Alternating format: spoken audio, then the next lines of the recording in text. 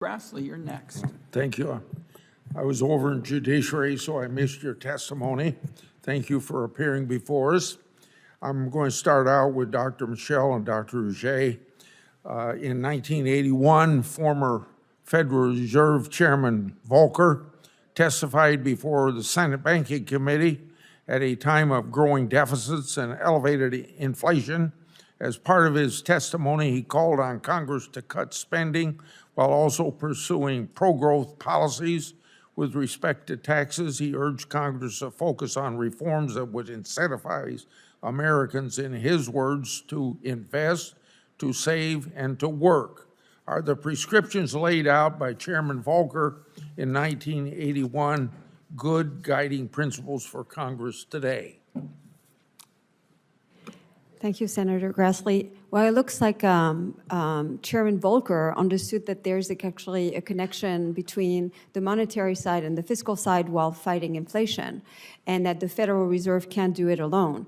And it seemed that his prescriptions are really important, because one of the things that happens when the Federal Reserve raises interest rate is that it actually makes interest payment more expensive, increase the need for borrowing, hence fueling inflation, but also increasing growth by freeing the supply side is also a way to actually help fight inflation. So it seems that yes, they are really good prescription.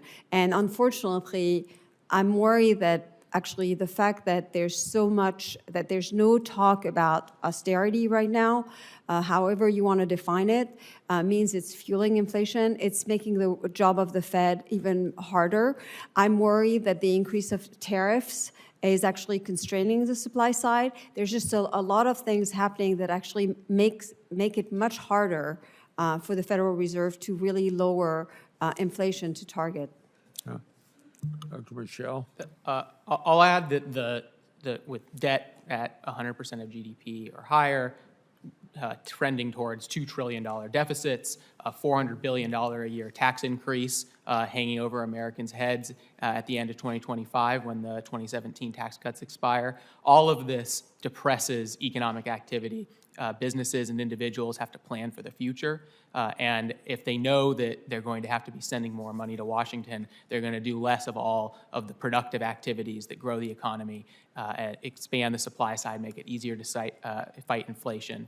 And so those sort of fiscal threats that are hanging out in the future are certainly making things harder, and something that was certainly understood at the time by Chairman Volcker.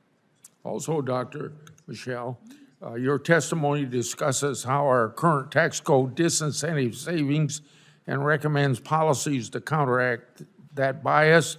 Last Congress, I introduced the Middle Class Savings and Investment Act that would effectively exempt the middle class from tax on most of their savings and investment income. It would do this by aligning the current zero tax rate bracket for capital gains and dividends with a 22% income tax bracket and excluding a modest amount of interest income from tax.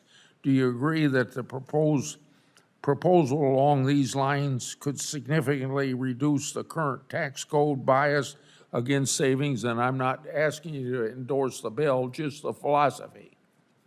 Yeah, well, thank you for your leadership on this issue, and certainly the additional layers of taxes through capital gains, on dividends, on interest, all decrease savings. And to the extent that we can expand the number of Americans that don't get hit by these taxes, and simplifying them by aligning brackets as your bill does, all of that pushes in the direction of giving more Americans greater opportunity to save and invest their own income.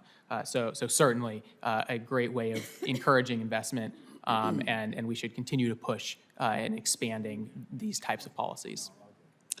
Dr. Rouget, many of my colleagues on the other side of the aisle claim our mounting debt and deficit can be solved solely by taxing the wealthy. Isn't it true that absent spending reductions, tax hikes for middle-class Americans will become inevitable?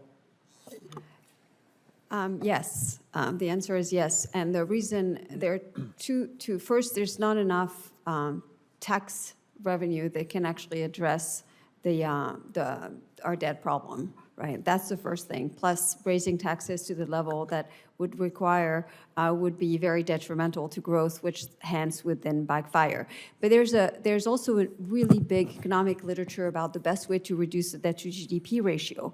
It's been conducted in like 180 different countries, looking at what they've done to succeed and what they have done when they didn't succeed. And what that literature finds is that the best way to reduce the debt-to-GDP ratio is to enact fiscal adjustments that are mostly based on spending cuts,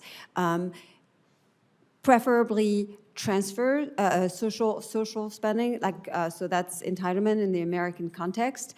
The bad news from this literature is that actually, in spite of the fact that we know what we should do, a lot of the time, legislators choose to implement packages that are mostly made of taxes, and hence they fail. There's, by the way, another good news from... Doctor, we're just going to have to move on. Sure. Okay? Go on for a long time talking about fiscal adjustments. Great. Senator Barrasso,